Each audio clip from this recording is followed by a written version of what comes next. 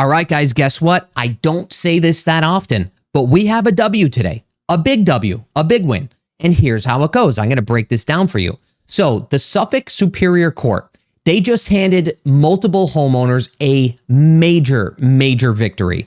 And what they did was they granted a partial summary judgment, which basically means that they had like overwhelming evidence against Blue Hub. And it was so overwhelming that the judge didn't even need a trial to make the ruling. That's right. And the court found that Blue Hub's Sun program broke core consumer protection laws.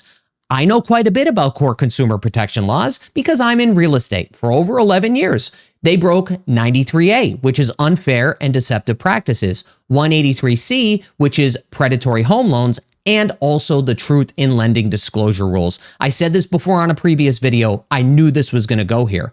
They also said that Blue Hub misled borrowers by advertising no balloon payments when their shared appreciation mortgage basically functioned exactly like one, and that its 25% loan loss reserve surcharge pushed the loans into this like higher cost category under state law. But here's the big one. This is the big one. The court made it clear, okay, absolutely clear, that the special Blue Hub protection law that Maura Healey signed in November of 2024 does not apply retroactively. So it can't be used to erase the past. It's a huge W. Now, I want to talk a little bit about how we got here, okay? Because if you thought that predatory lending was abolished back in 2008 during the housing market crash, you could think again, because right here in Massachusetts, it was alive and well, mainly due to the fact that our own politicians wrote the rules for them. And this so-called progressive nonprofit, Blue Hub Capital, they have been running this scheme for years upon years upon years. And just recently, that judge has ruled it as predatory. Now, you might be thinking the same thing I did. How can this happen? How can this happen in Massachusetts? We had Elizabeth Warren championing her pet project, the Consumer Financial Protections Bureau. Well, that's what I want to talk to you more about today. And I've covered some of this before, but now I want to introduce you into some auxiliary information, okay? And here's how it goes. So the reason companies like this were alive and well, basically thriving, even in states that are supposed to be the guardians of consumer protection. Well, the thing is that those rules don't apply to political donors, because the very politicians who built their careers telling you that they'd fight predatory lending, like Governor Maura Healey and like Senator Elizabeth Warren, they were either just protecting them or they were just looking the other way. But either or, it's still the same thing. And this story is crazy, by the way, okay? It's crazy. I'll try to get through it as fast as I possibly can. So let's start with Blue Hub Capital. I want to explain a little bit about effectively how we got here, right?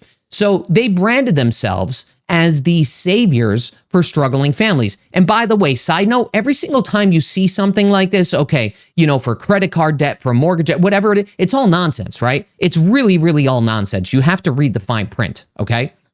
So their crown jewel program was something called the Sun program. And we talked about this before, but basically it was for stabilizing urban neighborhoods. But I guess what most people didn't realize is that they were also stabilizing their own pocketbooks. And basically the way it works is that Blue Hub would swoop in and stop you from foreclosure. They would buy your house out from under the banks, and then what they would do is sell it back to you with a new mortgage. Now, that's pretty much just like the Hallmark Channel version of this. But when you look at the fine print, it looks less and less like a lifeline and more like a payday in disguise. This is due to the fact that the buy back your home that they advertise, Blue Hub ended up tacking on an automatic 25% markup. So basically, they like flipped your house and then gave it back to you, okay? They called this the loan loss reserve, which is just some kind of bureaucratic jargon for you just paid 25% more for the same exact house that you live in. But the big issue here, the big issue here is that the shared appreciation mortgage, this sounded good on paper until you realize that it means Blue Hub gets to take 40 to 60% of your home's future appreciation, your home's future equity. And then when your home finally goes up in value, Blue Hub shows up and takes half, okay, forever. That's basically how it goes, and that's basically what was happening. Now, there's been a lot of lawsuits regarding this. And while families, they were busy fighting in the courts, Beacon Hill, of course, was rewriting the rules. And they weren't rewriting the rules for the consumer. They were rewriting the rules for these nonprofits like Blue Hub. Now, you're not going to believe this, but in 2024, which is 4 years after the lawsuit started, because they started, I think, in 2020, okay? The legislature, they ended up stuffing a little tiny provision into a $4 billion economic development bill. One thing this legislature likes to do is sneak things into larger bills in hopes that nobody would see this. And that's effectively what happened. And I need you to pay close attention here, because this provision said if you are a mission-driven nonprofit using special shared appreciation mortgages, you are exempt from consumer protection laws in a state who claims they're the champion of consumer protection itself. Do you see what I'm saying here? It's absolute hypocrisy, okay? This is your official hypocrisy alert, right? That's what this is. And who was the only real player in Massachusetts using that model? To my knowledge, it was Blue Hub. The bill didn't say their name directly, but we all know who it was written for. Okay, guys, they didn't say this is for Blue Hub. Their name wasn't in the bill itself, but it helped them out the most. And they also lobbied for this. And there at the time was advocates against this bill, and they even begged Maura Healey to veto this provision. But guess what happened? She signed it anyway. And that was back in, I think it was November 20th or the 21st of 2024. Pen to paper. She signed it. This is the Blue Hub Protection Clause, and that's when it became law. Now, here's why this matters. Healey didn't just stumble into this. She's been connected to Blue Hub CEO Elise Cherry for decades, and Cherry has maxed out campaign contributions to Healey year after year after year. Okay? It is what it is. It's how it goes here. She's even hosted fundraisers for Healey. She's also hosted fundraisers for Elizabeth Warren, I believe, as well. They're like personal friends, guys. So look at it this way. While vulnerable families over on this side are busy in court arguing that Blue Hub stole their equity, Governor Healey was giving them legal immunity moving forward, while on the back end collecting donations from those homeowners that got ripped off. That's what was happening. That's not leadership, guys. That's protection. And Healey isn't alone in this paradox because, as I said earlier, Elizabeth Warren, in my opinion, of course, is just as guilty too, if not more guilty, because you would think that the moment Massachusetts court calls Blue Hub a predatory lender, you would think Warren would be the first one on a microphone, okay? She's constantly filming videos, constantly. But here's the uncomfortable truth. And this is the truth that they don't want you to know. She's been completely silent. Silent when the lawsuit was filed in 2020. Silent when NACA and the housing advocates called out Blue Hub back in 2009 for this. And silent when Healey signed the immunity law back in 2024. So look at it this way. For someone who made her name taking down or trying to take down predatory lenders, the main watchdog here suddenly lost her bark when the predator was a politically connected nonprofit in her own backyard. That's just the way that it goes, guys. It's just the way that it goes. They will protect their own at the cost of the consumer, okay? They don't care about us. I'm telling you that most, and this could be said for most politicians. I don't care what side you're on, okay? It could be said for most. It's just here, it's like absolute rot, all right? And here's also another opinion of why.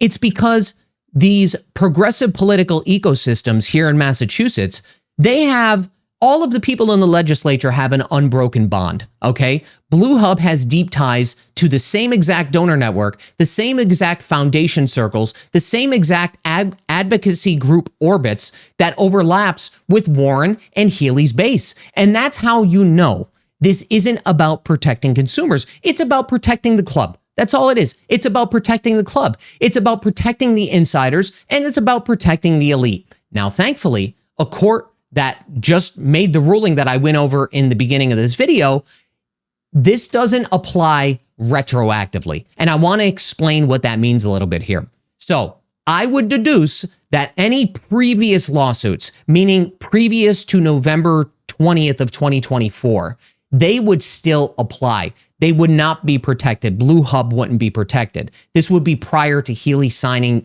their shield, right? And they could potentially still be liable, which basically means that Blue Hub is still on the hook for previous cases, and the homeowners that got taken advantage of will get their day in court. Who I also think should be liable is people that are trying to protect these predatory lenders, okay? They should be just as liable. Will it happen? Probably not, because here we are. Now, the law that Healey signed, I think will still stand going forward, okay? So anything that Blue Hub lends on from here on out, I think they could potentially be protected, okay? So, like, and that really gave them, like, all sorts of levels of legal sanctuary, which basically means that the next wave of families that sign these, like, lifeline mortgages could still find themselves handing over half of their home equity in exchange for keeping a roof over their heads. You know, you would think that in a state that's trying to pass all these rules and regulations in regards to rent control and in regards to, landlords having to pay the broker fees, you figure that this something like this would be, right on their radar.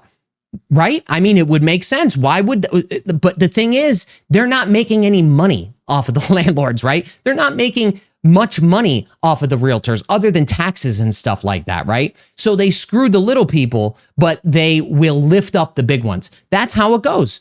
And the CEO of the company, Elise Cherry, she's made literally millions and millions of, sorry, my phone was beeping.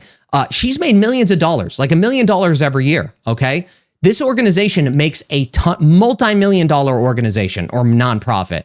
And instead of being held accountable, like their friends in government, they rewrote the laws for them. It's that simple, guys. It's that simple. And Healey provided that shield while Warren provided the silence, okay? And ordinary families are the ones that gave up their equity. That's the cycle here. So the question is, how long will citizens of Massachusetts tolerate the gap between rhetoric and reality? Because that's all it is. It's rhetoric. It's all complete nonsense. How do we accept the fact that being told Massachusetts is supposed to be the gold standard for consumer protection, for education, for quality of life, while our so-called leaders carve exemptions for their political donors? Okay? How does this happen? Really, you can't. Let me give you a word of advice here. We can't judge these people by what they say. Okay, we can't judge them by what they say, but what we should be able to judge them on is what they do when no one's watching. And when they're doing these things that are colliding with their own self-interest or their own self-preservation, okay? It's just human nature to do that, especially if it's at the expense of somebody else. Anyone can call themselves a champion of the people because that costs absolutely nothing, guys. It costs nothing. But when the choice is between, let's say, protecting the public or protecting a donor, that's the exact time when you'll find out who these people really are, okay? And that's just how it goes, guys. It's just how it goes. So we'll see what happens with Blue Hub, because if they're not put out of existence, they're going to potentially continue the same trend. And that's my big problem with this. I made this video so damn long, I'm sorry. But that is really my problem with this, is that they'll get a slap on the wrist for the people that they basically, took advantage of. But the state is still going to let them operate, or is the state going to still let them operate as is, right? And if the state just lets them operate as is, again, the people that may get their day in court, again, this is another curing the symptom, but not the root of the disease problem, right? You're fixing the symptom. Blue Hub is still the disease. They still have every single opportunity, to my knowledge, to do exactly what they were doing before. Only now, after November of 2024, anything that happens from that point on, it's a scary thing to think about, right? It's a scary thing to think about. You would think that your state would have the taxpayers back, okay? You would think that that would be the case, but I think this is pretty plain and simple, guys. They don't, okay? They don't, and it's unfortunate. So it's still a W in my opinion that these people will get their day in court, but it's not a W if something doesn't happen to Blue Hub or their lending practices change for the future. That's all that it is, guys. All right. So I'll see you on the next video. Bye-bye.